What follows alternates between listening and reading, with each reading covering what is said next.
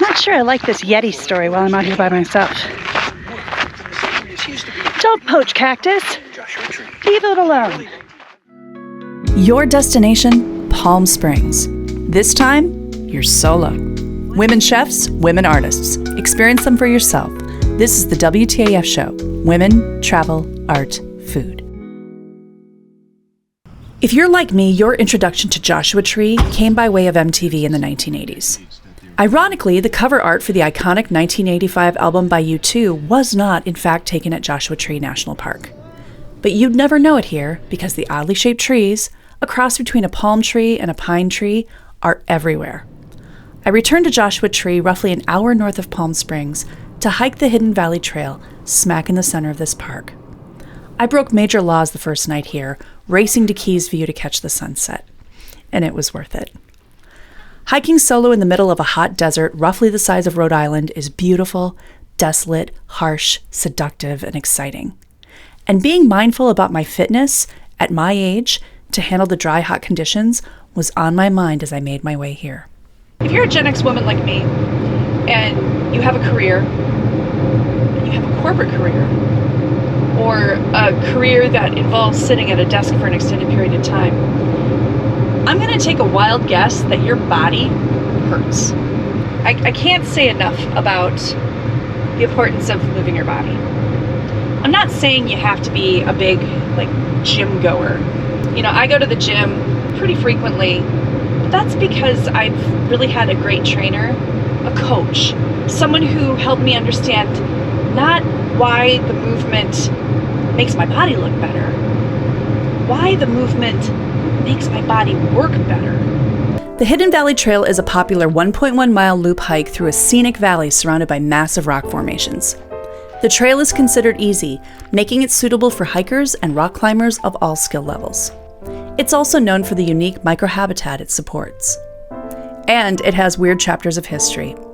It was a hideout for cattle rustlers in the 1800s, and efforts are made to tie this trail to the 1971 do-it-yourself cremation attempt of singer Graham Parsons. He was in fact cremated 2 miles south of here at Cap Rock. It was 100 degrees Fahrenheit when I arrived to start the hike. And while 3 million people visit this park annually, I was the only person on the trail. But I wasn't alone. Thanks to the travel experience site Viator, I found an inexpensive audio tour guide for the hike through the Action Tour Guide mobile app. With a GPS location that worked even with no cellular service, I knew exactly where I was at all times. When it rains, cacti soak up all that water, the way a bear will eat a lot in the summer and keep it stored for winter. Because of this, cacti can handle up to 138 degrees Fahrenheit. I, on the other hand, cannot handle 138 degrees Fahrenheit. Ritual satanic ceremony. Hosted the absurd realizing they went before a judge on November 5th, 1973. $950 each for stealing the casket and lighting it into the fire.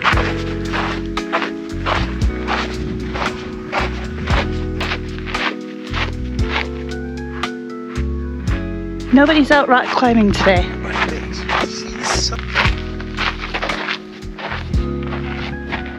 Tassie moved his family out to the desert. He couldn't explain how or why, but he said.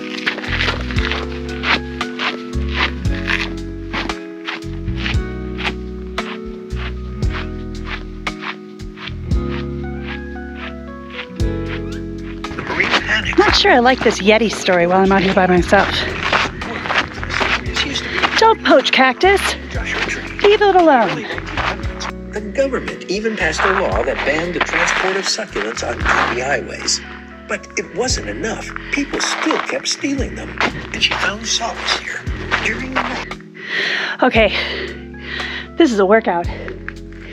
Wowzer, absolutely stunning. Hidden Valley, you have not disappointed. Worth every penny for the self-tour guide. You see that big pile of boulders up ahead and to our right? It's just past the path we'll take back to the parking lot. Well, hidden at the base of that boulder pile is the Chasm of Doom. At one point during the end of the hike, I wandered off the trail to take a closer look at a rock formation, the Chasm of Doom. It freaked me out a bit, and I suddenly realized I didn't know the way back to the path. Thank goodness for GPS in the app. So listen, I'm going to give it to you straight. It's almost 7 p.m., 6:50 p.m. I just got done hiking. I want to be really upfront with you on what you can expect, because what you see on most reels from influencers, that is not reality. This is reality. This is sweaty, flush, sticky, roady. It's work. It's exercise. As one of my clients likes to say, exercise is medicine. But this is what you can expect when you travel. I don't know why we have become so addicted to these glossy, filtered, airbrushed, AI-like views of perfection when we travel. That's not real. Real is taking a wrong turn in there and being momentarily lost, and thank God I had the downloaded app with a GPS. So even offline, because there's no cell phone service in here, folks. It is real. It's the real world. And I can't think of anything more fucking fantastic than the real world. So I just thought I'd let you know that my pores are clean, and it's time now for me to get over to Keys View, except because I disconnected my phone from the car, and because there is no service out here, I'm gonna try to do it from memory. Let's see how I do. The shirt is on because it's getting chilly out here. I am going to give this a go about getting down to Keys View, but I might turn around because I did see it last night, and while it was great, I have stargazing tonight, and I'm more interested in making sure I show up for the stargazing. I'm so glad I skipped the Keys View sunset for a second time, because I would have missed chasing the light as the sun set north of Yucca Valley, where a stargazing experience awaited me. Hats off again to the Viator app.